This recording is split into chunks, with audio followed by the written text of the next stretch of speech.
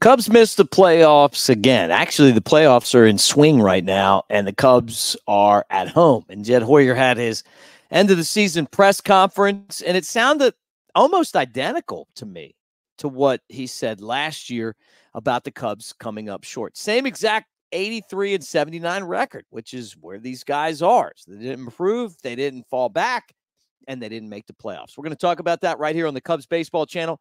Like and subscribe, give us a thumbs up, and let's get this thing started. Or give us a thumbs down. I don't care. Hey, look, just hang out with us. Make your opinions felt. Go Cubs.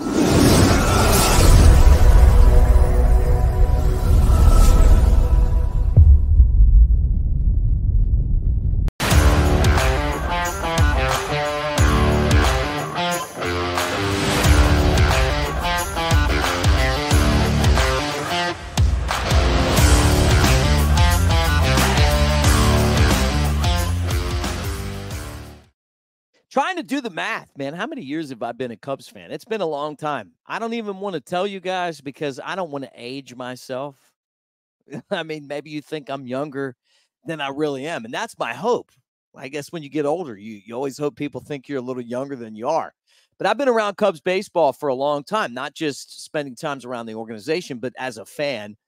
And honestly, this season really ranks up there as one of the most disappointing seasons that I've ever been a Cubs fan. And I guess just because the expectations, you go out, you spend $30 million on Cody Bellinger. You have all these guys that are coming back. You go out and get a great pitcher in Shota Imanaga. You figure that, hey, that maybe some of the work in the bullpen was going to happen and it was going to make this team better. And all we got was the exact same thing that we saw a year ago. And then I watched Jed Hoyer, and it's like, hey, we're really close. We had the sixth best winning percentage in the second half, but we didn't make up any ground. And, look, at the end of the day, it doesn't matter what the other team's winning percentage is. It doesn't matter why you didn't make it. The bottom line is that you didn't make it again. And you got the eighth highest rated highest payroll. I'm going to say highest rated, just highest payroll. You're out there spending money, and people will get on here and they'll say, the Cubs are cheap and they don't want to spend any money and da-da-da-da-da. Look, man, there are a ton of teams playing right now that have spent less or a lot less than the Cubs. That's just the way it is. And they just didn't get it done. Now, there's been injuries. There's been all kind of reasons why you didn't make it. Maybe Justin Steele could have stayed healthy. That would have been great for this team, but he didn't. That's why you have a farm system and you got, all these minor league teams. That's why you go out and sign free agents. That's why you make trades. You have to anticipate the bad stuff happening and hope that you don't have to do that. But if it does, you got to be ready to go. And here we are, kind of it's almost like Groundhog Day. Well, we're disappointed that we didn't make the playoffs, but guess what? We're over 500. Well, you're over 500, but you're over 500 by a couple of games. Like, what's the difference between the Diamondbacks and the White Sox, right? You didn't make the playoffs. And this is for the Cubs. This is becoming kind of who these guys are. You can say whatever you want to say. You can be hopeful and say, well, you know what? We've had some great moments and we were really close. Being the team that sneaks into the playoffs isn't winning the World Series. It just isn't. The teams that win the World Series, except every once in a while, which I call like those lightning in a bottle seasons, are the teams that are normally the best. Like last year, you can say, well, the Rangers weren't the best. You know what? They have a Hall of Fame manager. You start looking through their lineup, and they were a really tough team. They didn't back into the playoffs. They weren't a team that was, like not on the cusp. They were a pretty solid wild card team, and they just played their best baseball in the postseason, and they won it. You start going back over the years, and you look at the teams that win the World Series. They're pretty solid teams. The Cubs are that team that's just like has an excuse why they're not even in the dance. And for a team that's won one World Series in the last, 112 years, 113, whatever it is, making the playoffs isn't the goal. It shouldn't be. Winning the World Series should be the goal. So even if you backed in as like the third wild card team, that doesn't even matter. Like the goal should be to win the World Series. I'm just curious to see, like, what's the goal here? Is it going to be to, fire the assistant hitting coach and the first base coach, or is it going to be to go get the people that the Cubs need to win?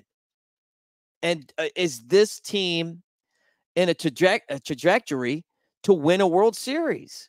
Nothing tells me that that's the case. Maybe you guys feel like that, and I want to hear from you, because I don't feel like that. I listen to these press conferences, I hear it, and I'm going, man, you said the same thing last year. And at some point, there needs to be accountability. With that said, you just don't go out and, I'm not saying go out and get the axe and just start firing people and turn your organization into the White Sox where you're a mess. I mean, you have to have a better person coming in than the ones you're getting rid of. But if this is my venture, if I'm the one that's investing in this, if this is what I'm doing, I'm looking around and I'm going, what's the game plan here?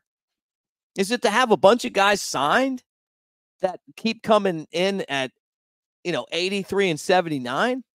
And what do you think the difference is for this team? I mean, is there one player that you could plug in and all of a sudden they're going to be successful, or two players? That's the other thing. What's the move that you think that this, and I want to hear from you guys. What is the move that you think puts this team over the top? Is it a closer? Is it some bullpen guys? Is it an ace, a top of the rotation piece? They're going to go out and sign Juan Soto and pay that kind of money.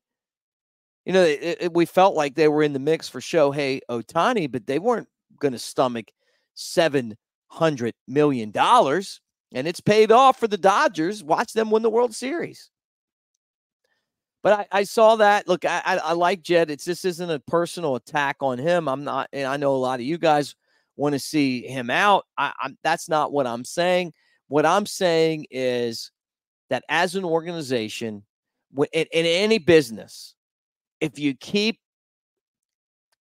kind of coming up with the same result, what is there to tell you that you're not going to have the same result the next year?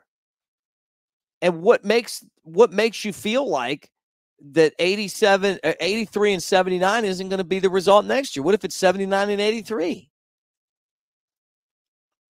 So that's all I'm saying, and I saw the press conference today. I'm just sitting there shaking my head. I'm like, look, I like you, but I don't, nothing that was said made me feel really good about where things are right now and the direction that things are going. I look at the Giants and I see them, hey, look, we're going to bring in Buster Posey. He's a World Series champion. He was a catcher, but he's also a guy that understands what it takes to win. And I feel like that's the direction that the Cubs need to go. They need to put their trust in somebody that they feel is going to get them to where they want to be. And hopefully that's a World Series champion. I'm curious to see how this unfolds from here. But I didn't think today's press conference was something that made me feel really confident about, okay, we're moving in the right direction. And look, as a Cubs fan, guys, get this right. I remember when Theo took over and I saw the ladder, right? So we're here, then we're here, then we're here, then we're here, then we're here. Like you felt like the players that they were going out to get were moving in that upward trajectory and that they were building towards something. Me, I'm looking at this roster and I'm going, you got this guy signed, waste of money. You got this guy signed, waste of money. You got this guy signed, big waste of money. You got this guy signed, he's okay. You got this guy signed, and you got three guys in the minor leagues that are just as good. And I'm wondering to myself, why do you have all these guys signed when you have one of the best farm systems and all your players are in AAA and now you don't have anywhere to go with them? That's what I'm saying. Where's the game plan? It wasn't like there was a first baseman when you had Anthony Rizzo. There wasn't a third baseman when you had Chris Bryant. There wasn't a shortstop when you had Javi Baez. That's all I'm saying. All right, comment section, guys. Thank you for hanging out with us here on the Cubs Baseball Channel. I will talk to you tomorrow. We'll kind of break down more of the press conference and the direction that this thing's going. I still am not 100% sure that there aren't going to be some major moves made. I still think there could be. But, you're talking about 1 day out of the regular season. As you, as a business, assess what you have, we'll see what happens. But if they bring back the same group, I mean, you talk about a short leash, they have to be, because the results aren't there. And at the end of the day, that's what all of us do. We have to go to work and perform results. So anyway, like and subscribe, get in the comments section. Tell me what you guys think. Thanks for hanging out with us on the Cubs Baseball Channel.